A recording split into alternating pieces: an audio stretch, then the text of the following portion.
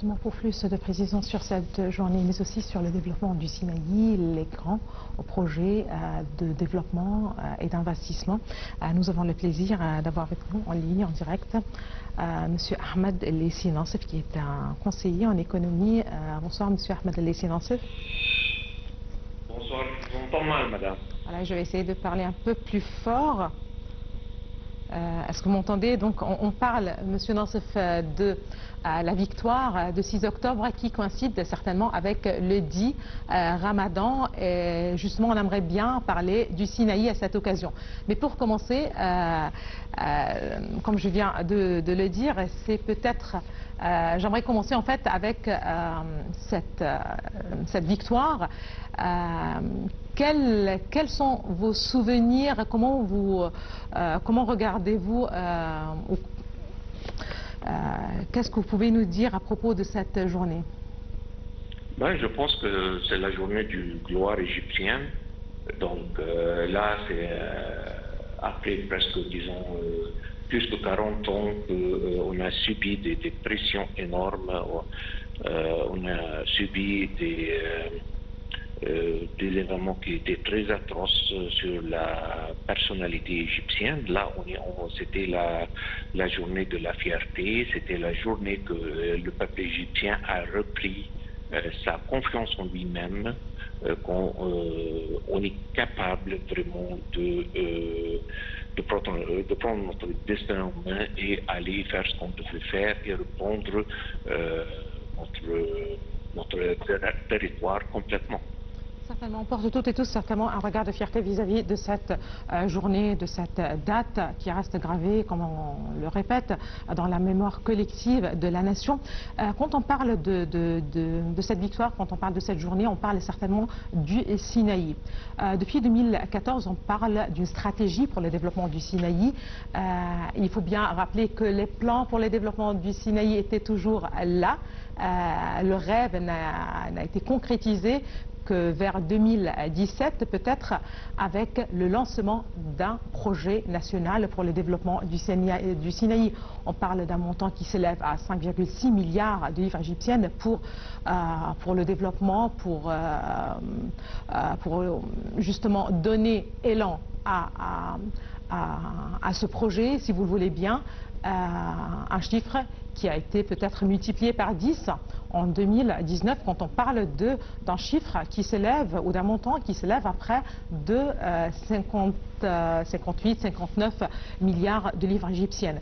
Des projets importants, des projets d'investissement, des projets touristiques, des projets en fait qui couvrent plusieurs domaines et qui visent certainement à développer le Sinaï. Ben, pour commencer avec, le Sinaï était toujours un défi pour l'Égypte. La plupart, si pas plus que 95% des inversions qui sont venues vers l'Égypte, ils sont venus de le côté est du pays et notamment à partir ou à travers la Sinaï. Donc là, on a besoin d'avoir disons, une frontière, disons, un obstacle normal, naturel, si jamais on est menacé encore une fois de l'Est, donc on a quelque chose qui va empêcher la pénétration ou que quelqu'un vient vers l'Égypte à partir de l'Est. Donc la solution de ça, c'est oui, de l'armée égyptienne qui est très capable à défendre le territoire, mais pas seulement ça. On a bien besoin d'un obstacle humain. Donc la population, c'est la plus saine façon pour garder ou défendre ce territoire. Un terrain vide est toujours très facile à occuper, très facile à être comme un target ou un désir pour d'autres pays pour y pénétrer et pour la prendre. Donc la solution, c'est toujours avoir une Sinaï qui est pleine des Égyptiens, que là, ça va être très difficile de très facile de défendre ce territoire. Très bien, on l'a toujours répété, le développement du Sinaï fait partie de la sécurité nationale de l'Égypte. Si la vision et la stratégie a été lancée avec l'arrivée au pouvoir du président Abdel Fattah el-Sisi, si le plan a été concrétisé et ce grand projet national a été lancé en 2017 avec beaucoup plus d'élan vers 2019. Aujourd'hui, le contexte régional est devenu encore beaucoup plus délicat, beaucoup plus critique, d'où peut-être cette vision, la nécessité de développer le Sinaï. À quel point aujourd'hui on peut dire que ce plan, parce que ça prend des années en fait, des décennies, il faut le dire, pour transformer un désert en ville, voilà, en un an.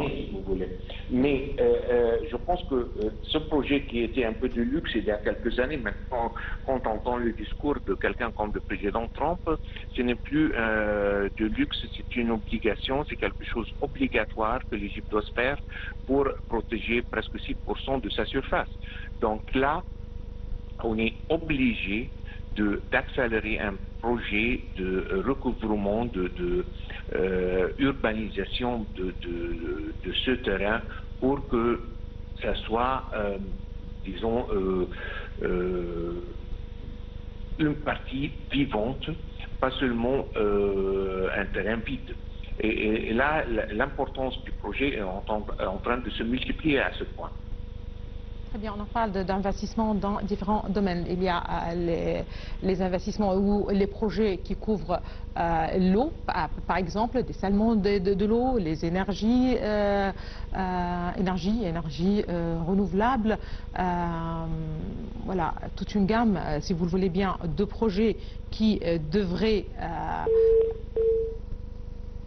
Monsieur Nansef, Monsieur Ahmed El-Leissi Nansef, je pense que ça a été coupé. Nous allons peut-être essayer de vous rappeler, Monsieur Ahmed El-Leissi Nansef, qui était un conseiller en économie. En tout cas, on vous remercie et on aimerait bien justement pouvoir vous recontacter pour continuer ce discours. De toute façon, on parle effectivement du développement du Sinaï. Je rappelle que le développement du Sinaï était toujours un rêve. Ça faisait partie des plans de l'Égypte, parce qu'on l'a toujours répété, le développement du Sinaï fait partie de la sécurité nationale de l'Égypte et est étroitement lié à la sécurité nationale de l'Égypte. Des investissements énormes ont été juste